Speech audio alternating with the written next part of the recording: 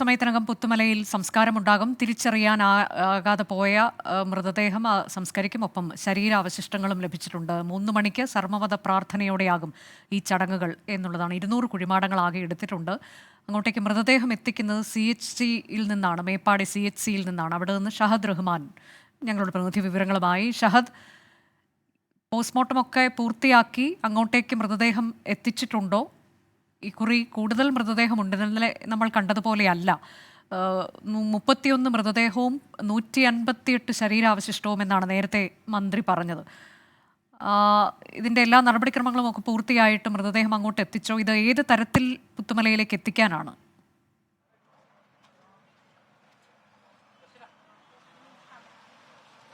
അനുജ, നിലവിൽ ഇപ്പോൾ നമ്മൾ നിൽക്കുന്നത് അനുജ സൂചിപ്പിച്ചതുപോലെ തന്നെ മേപ്പാടി ഈ CHSക്ക് സമീപമുള്ള താൽക്കാലികമായിട്ടാണ് നിർമ്മിച്ചിട്ടുള്ള ഈ മോർച്ചറിക്ക് സമീപത്താണ്. ഇവിടെ നിന്നുമാണ് ഇന്നലെ ഈ മൃതദേഹങ്ങൾ പുത്തുമലയിലേക്ക് കൊണ്ടുപോയിട്ടുണ്ടായിരുന്നത്.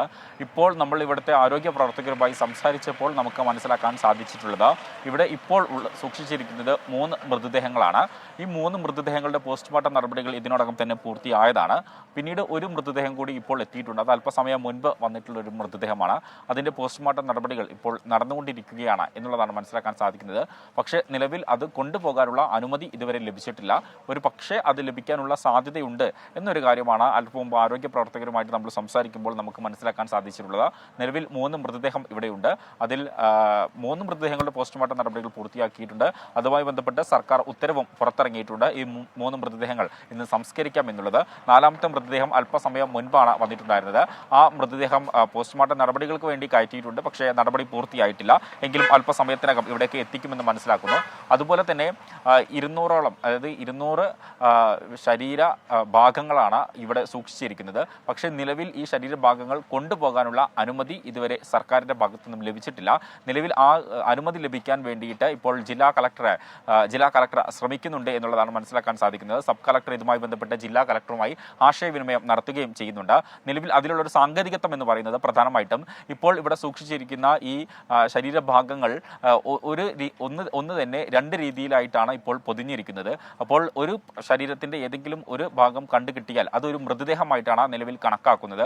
അങ്ങനെയെങ്കിൽ ഇപ്പോൾ ഇവിടെ സൂക്ഷിച്ചിരിക്കുന്ന ഈ ശരീരഭാഗങ്ങൾ അത് പൊതിഞ്ഞിരിക്കുന്നത് ഒന്നിൽ 2 എണ്ണമാണ്. അതായത് 2 ആളുടെ ശരീരഭാഗങ്ങളാണ് പൊതിഞ്ഞിരിക്കുന്നത്. അപ്പോൾ അത് 2ആയി തന്നെ കൊണ്ടുപോകണം എന്നുള്ളതാണ് ജില്ലാ കളക്ടർ ഉത്തരവ്, അല്ലെങ്കിൽ ആരോഗ്യവകുപ്പിൻ്റെ ഉത്തരവ് പുറത്തിറക്കിയിട്ടുള്ളത്. അതുകൊണ്ട് അത് വേർതിരിക്കേണ്ട ഒരു നടപടിക്രമമുണ്ട്. അപ്പോൾ അത് എന്ത് ചെയ്യണം എന്ന കാര്യത്തിലാണ് പ്രധാനമായിട്ടും ഇപ്പോൾ ഒരു കൺഫ്യൂഷൻ നിലനിൽക്കുന്നത്. അതാണ് സബ് കളക്ടർ ഇതുമായി ജില്ലാ കളക്ടറുമായി ആശയവിനിമയം നടത്തുന്നുണ്ട്. ആ ആശയവിനിമയം പൂർത്തിയായി കഴിഞ്ഞാൽ ഒരുപക്ഷെ ഇന്ന് തന്നെ ഈ ശരീരഭാഗങ്ങളും സംസ്കരിക്കാൻ സാധിക്കും എന്നുള്ളതാണ് നമുക്ക് ഇപ്പോൾ ലഭ്യമാകുന്ന വിവരം. അതിനുള്ള ശ്രമം ഈ ജില്ലാ കളക്ടറുടെ ഭാഗത്തു നിന്നും ആരംഭിച്ചിട്ടുണ്ട് എന്നുള്ളതും അല്പം മുമ്പ് നമ്മളിവിടെയുള്ള ആരോഗ്യ പ്രവർത്തകരുമായി സംസാരിച്ചപ്പോൾ ഒരു കാര്യം കൂടി, മൃതദേഹം തിരിച്ചറിയാനായി ബന്ധുക്കളൊക്കെ എത്തുന്നുണ്ട് ഇന്നും. ആ തരത്തിലേക്ക് ഇന്ന് മൃതദേഹം തിരിച്ചറിഞ്ഞോ അവിടെ? അനുജ, ഇന്ന് നിലവിൽ അത്തരത്തിലൊന്നും തന്നെ ഉണ്ടായിട്ടില്ല. ഇന്ന് അത്തരം കാഴ്ച നമുക്ക് ഇവിടെ നിന്ന് കാണാൻ സാധിച്ചിട്ടില്ല. കാരണം പുതുതായിട്ട് ഇന്ന് ഇതുവരെ മൃതദേഹങ്ങളൊന്നും വന്നിട്ടില്ല. ഇപ്പോൾ വന്ന ഒരു മൃതദേഹം അത് തിരിച്ചറിയാൻ സാധിക്കാത്ത മൃതദേഹമാണ്. അതുകൊണ്ടാണ് ഇപ്പോൾ ഇവിടെ നിന്നും അത് നേരെ സംസ്കരിക്കാൻ കൊണ്ടുപോകാനുള്ള ഒരു തീരുമാനം ഇപ്പോൾ ആരോഗ്യ പ്രവർത്തകർ തന്നെ സ്വീകരിച്ചിട്ടുള്ളത്. അതുകൊണ്ടാണ് അത് പോസ്റ്റ്മോർട്ടം നടപടികൾ പൂർത്തിയാക്കിയിട്ട് അത് കൊണ്ടുപോകാനുള്ള ഒരു തീരുമാനം, അതിൻ്റെ അനുമതിക്കായിട്ട് ഇപ്പോൾ അപേക്ഷ സമർപ്പിച്ചിട്ടുണ്ട് എന്നുള്ളതാണ് നമുക്ക് മനസ്സിലാക്കാൻ സാധിക്കുന്നത്. ഇന്നലെയും മെനഞ്ഞാന്നും ഒക്കെ ആയിട്ട് നമുക്ക് സ്ഥിരമായിട്ട് നമ്മളിവിടെ നിൽക്കുമ്പോൾ വലിയ രീതിയിൽ ജനക്കൂട്ടം ഉണ്ടായിരുന്നു. കാരണം കുറേ അധികം ആളുകൾ ഇവിടെ കാത്തു നിൽക്കുന്നതൊക്കെ നമുക്ക് കാണാമായിരുന്നു. അപ്പോൾ ഇന്ന് അത്തരത്തിലുള്ള കാഴ്ചകളില്ല എന്നുള്ളതാണ് ഏറ്റവും പ്രധാനപ്പെട്ട ഒരു കാര്യം. ഇന്നലെ 8 മൃതദേഹങ്ങളാണ് സംസ്കരിച്ചിട്ടുണ്ടായിരുന്നത്. അതിൽ 6 മൃതദേഹമായിരുന്നു ഇവിടെ ഉണ്ടായിരുന്നത്. 2 മൃതദേഹം തൊട്ട് അപ്പുറത്തുള്ള മറ്റൊരു സെന്ററിലായിരുന്നു ഉണ്ടായിരുന്നത്. ഇവിടെ നിന്നുമാണ് മൃതദേഹങ്ങൾ കൊണ്ടുപോവുകയും പിന്നീട് പുത്തുമലയിൽ സർവ്വമത പ്രാർത്ഥന പ്രകാരം സംസ്കരിക്കുകയും ചെയ്തിട്ടുള്ളത്.